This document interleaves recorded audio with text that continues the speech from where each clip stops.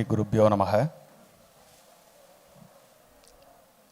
எண்ணிய முடிதல் வேண்டும், நல்லவே எண்ணல் வேண்டும், திண்ணிய நெஞ்சம் வேண்டும், தெளிந்த நல்ல அறிவு வேண்டும் என்ற பாரதியின் வரிகளை தியானித்து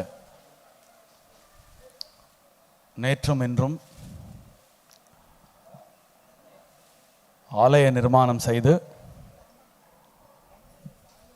கும்பாபிஷேகம் செய்து ஒரு வருட பூர்த்தியில் நாம் செய்ய வேண்டிய சம்வத்சர அபிஷேகம் சீரும் சிறப்புமாக நடைபெற்று கொண்டிருக்கிறது. நேற்றிலேருந்து இங்கே கலந்துட்டுருக்கிறவாளுக்கு தெரியும் எப்படி அது கோலாகலமாகவும் கிரமமாகவும் ஒரு டிவைன் பிளெஸ்ஸிங்ஸோட நடந்துட்டுருக்கு அப்படின்னு சொன்னால் அது ஒரு சற்று மிகையான கூற்றாக இருக்க முடியாது. ரொம்ப ஒரு ஆனந்த வைபவம், தெய்வீக நிகழ்வு.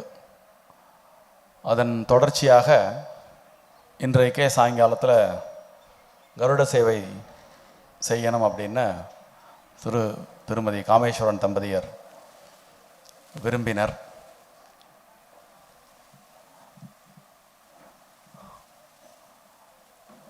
அதன் தொடர்ச்சியாக இன்று சாயங்காலம் இந்த கருட சேவை நிகழ்வானது ஏற்பாடாகி இருக்கிறது. ஸ்ரீவத்சம் மற்றும் கௌஸ்துபம் இரண்டிலுமே இப்போ கௌஸ்துபம் தொடங்கி இப்போ கிட்டத்தட்ட ஓராண்டாக போகிறது.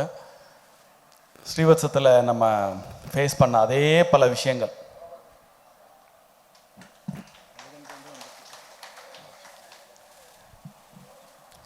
கோ இன்சிடென்சஸ் அப்படின்னு சொல்லுவோம் இல்லையா, அது இன்றும் இங்கும் நிகழ்ந்திருக்கிறது. எப்படி அப்படின்னா,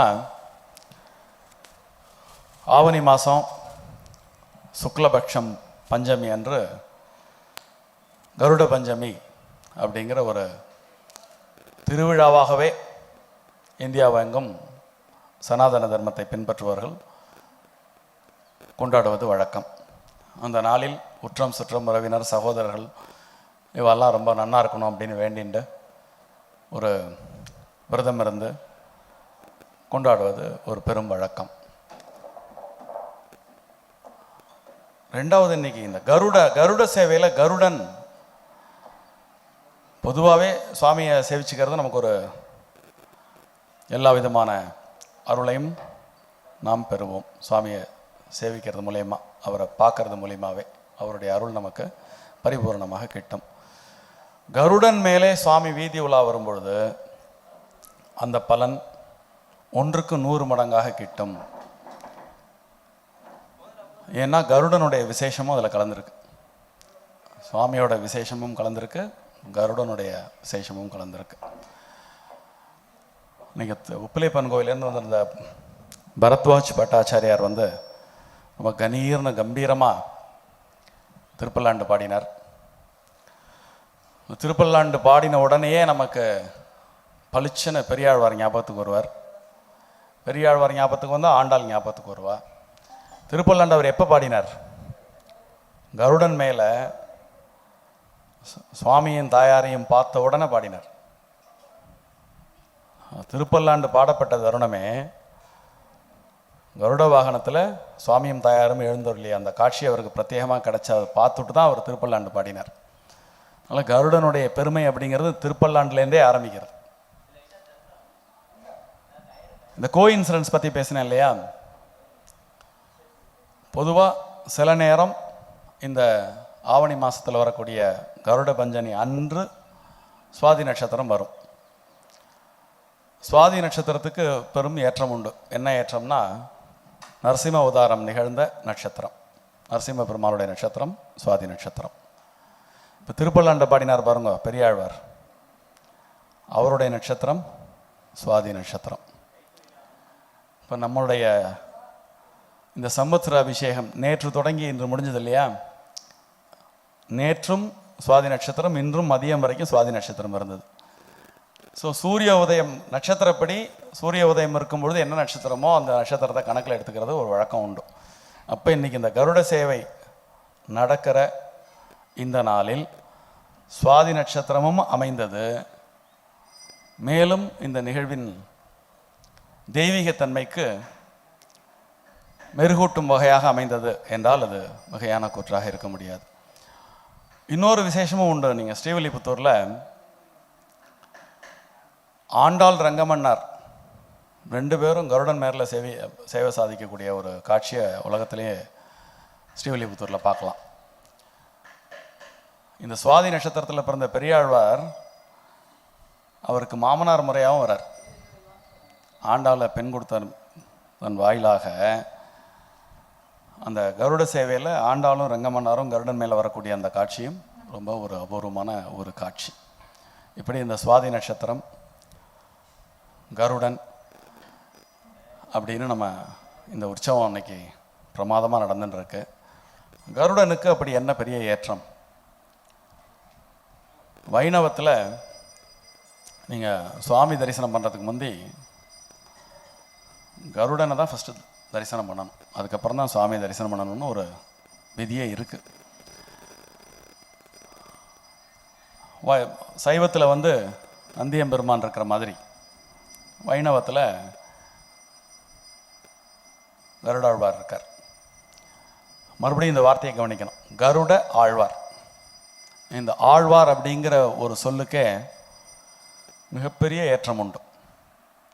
பகவத் பக்தியில் ஆழ்பவர்கள், பகவத் சிந்தனையில் ஆழ்பவர்கள், பகவத் கைங்கரியத்தில் ஆழ்பவர்கள், தன்னை அதில் ஆழமாக உள்ளே நுழைந்து தன்னை கரைத்து கொள்பவர்கள் அப்படின்னு அந்த சொல்லுக்கு, அந்த தமிழ் சொல்லுக்கு ஒரு நீண்ட நெடிய விளக்கம் கூறிக்கொண்டே போகலாம்.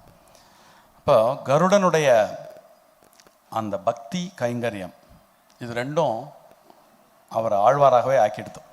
அதனால் வைணவ பக்தர்கள் எல்லாம் கருடன்னு சும்மா சொல்ல மாட்டார், கருடாழ்வார் அப்படிங்கிற அந்த ஒரு பதத்தை சேர்த்து தான் அவரை குறிப்பிடுவது வழக்கம்.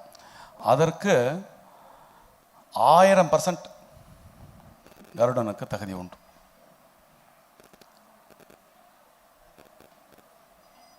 ஆழ்வார்கள் ஆகட்டும், நாயன்மார்களாக இருக்கட்டும், அந்த டைட்டிலுக்கு அவங்க எப்போ தகுதி அடைகிறார்கள் என்றால், எத்தகைய சக்தி வந்தாலும், தனக்கு எத்தகைய சக்தி வந்தாலும், எத்தகைய அருள் பெறப்பெற்றாலும், அருளுக்கு பாத்திரமானாலும், அந்த சக்தியையும் அருளையும் பிறருடைய வாழ்வின் மேம்பாட்டிற்காக பயன்படுத்துபவர்கள் இந்த டைட்டிலுக்குள்ளே வந்துடுவார். வைணவத்தில் ஆழ்வார்கள், சைவத்தில் நாயன்மார்கள். அதுக்கு அவருடைய புராணத்திலிருந்தே நாம் எடுத்துக்காட்டை கூறலாம். கஷ்யபருடைய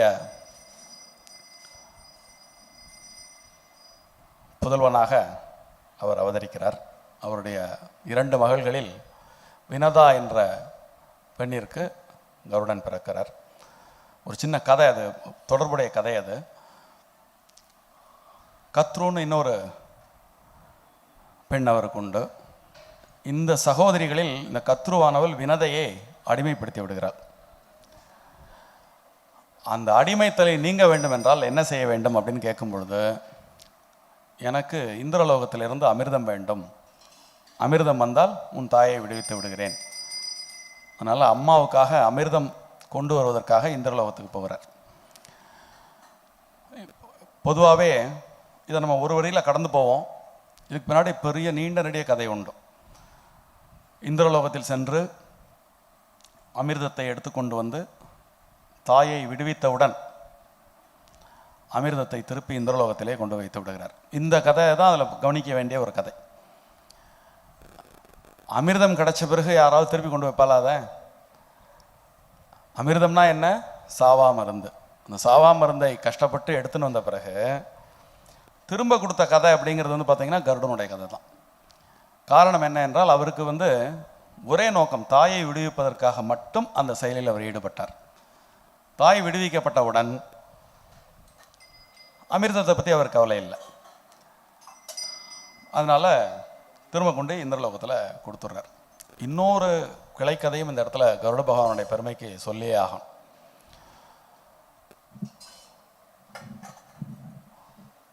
கஷ்யபருடைய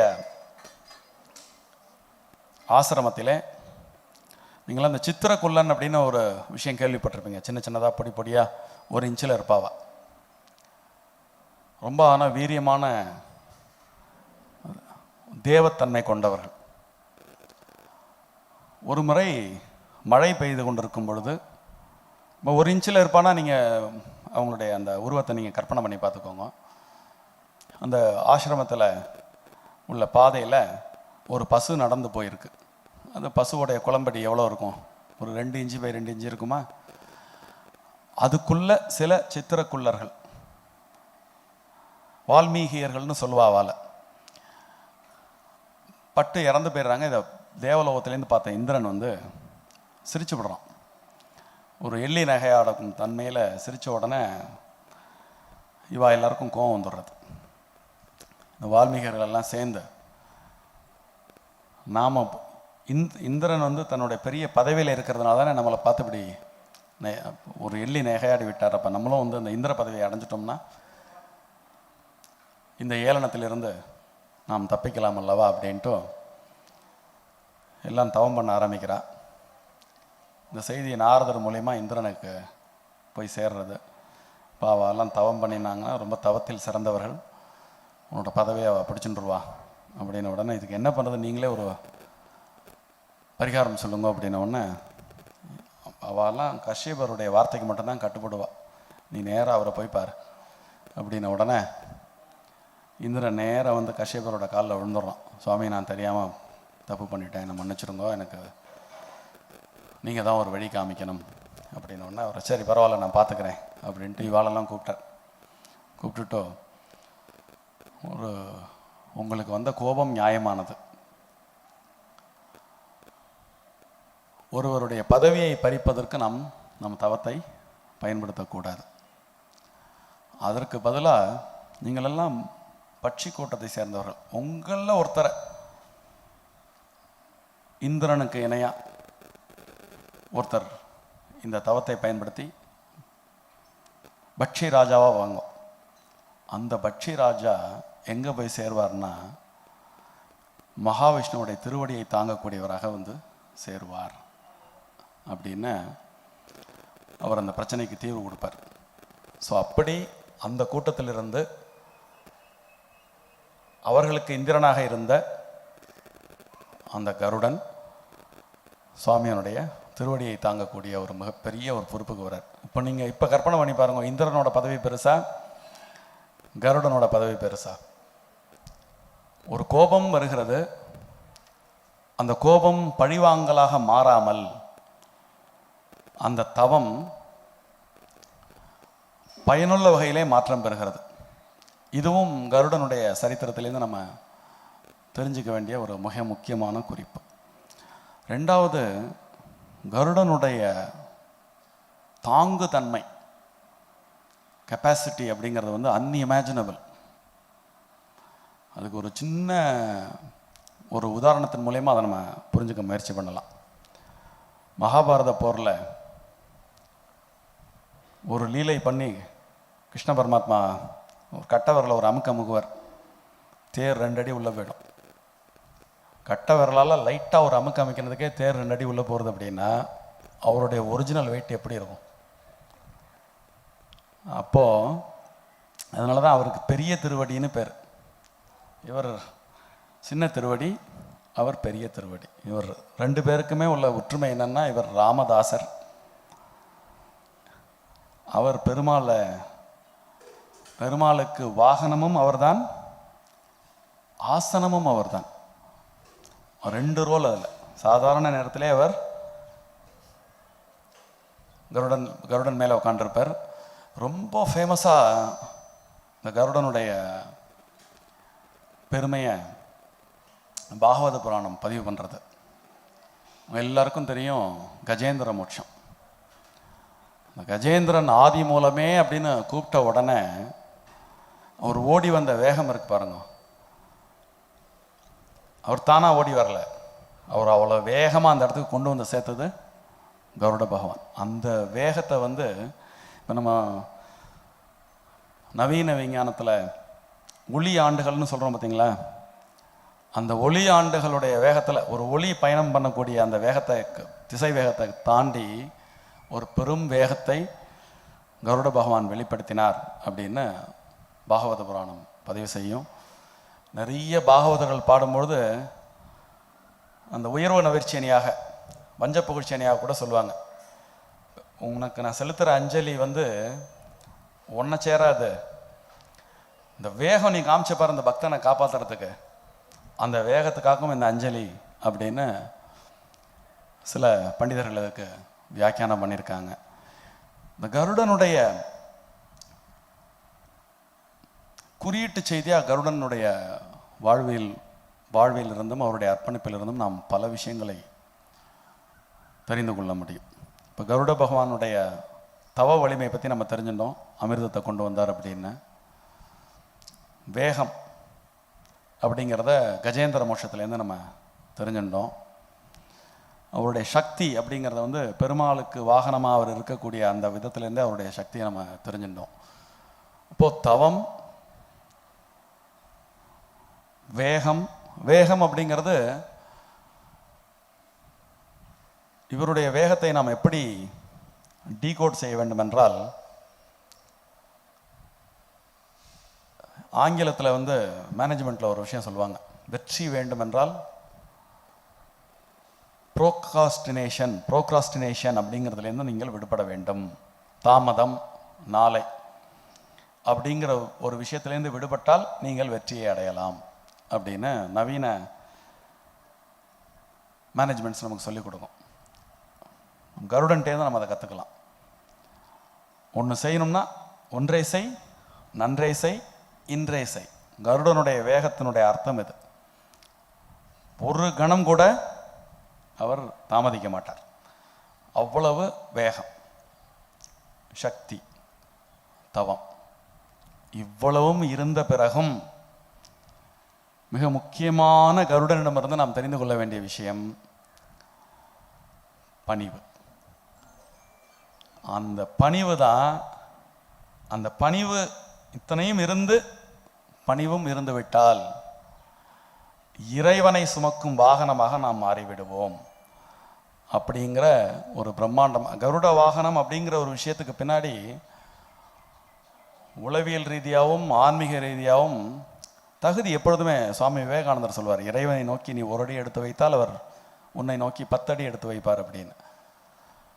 இதுவுமே புராணத்தில் தெளிவாக சொல்லப்பட்டிருக்கு. கருட புராணத்தில் மகாவிஷ்ணு இவருடைய வலிமையை பார்த்து விட்டு எனக்கு வாகனமாக நீ வர வேண்டும் அப்படின்னு விண்ணப்பிச்சதாவே ஒரு பதிவு இருக்கு. அந்த தகுதியாய் நாம் அடையும் பொழுது பணிவு, துணிவு, தவம் இவைகளெல்லாம் ஒருங்கிணையும் பொழுது இறைவன் விரும்பி நம் மீது அமர்வான் அப்படிங்கிற ஒரு பெரும் குறியீட்டு செய்தியையும் கருட பகவான் நமக்கு சொல்கிறார் என்றால் அதுவும் ஒரு வகையான கூற்றாக இருக்க முடியாது. கண்ணால் நம்ம இதை பார்க்குறோம். இன்னொரு விஷயமும் உண்டு. கருடனுக்கு 2 இறக்கைகள் இருக்கு இல்லையா? அந்த 2 இறக்கைகளும் பெரிய வெயிட்டை தூக்கிண்டு அவரால் வேகமாக பறக்க முடியாது. அப்போ இந்த 2 இறக்கைகளுக்கும் எவ்வளோ பெரிய வலிமை. அதை பெரியவாச்சாம்பிள்ளை மாதிரி பெரிய வியாக்கியான சக்கரவர்த்திகள் ரொம்ப அழகாக வழக்கம் சொல்லியிருக்கா. ஒரு ரெக்கை பக்தியாம், ஒரு ரெக்கை ஞானமா. ரெண்டும் இல்லாட்டி, ரெண்டும் இருந்தால் தான் பேலன்ஸ் பண்ண முடியும். பக்தி இல்லாத ஞானமும் பேலன்ஸ் ஆகாது, ஞானம் இல்லாத பக்தியும் பேலன்ஸ் ஆகாது.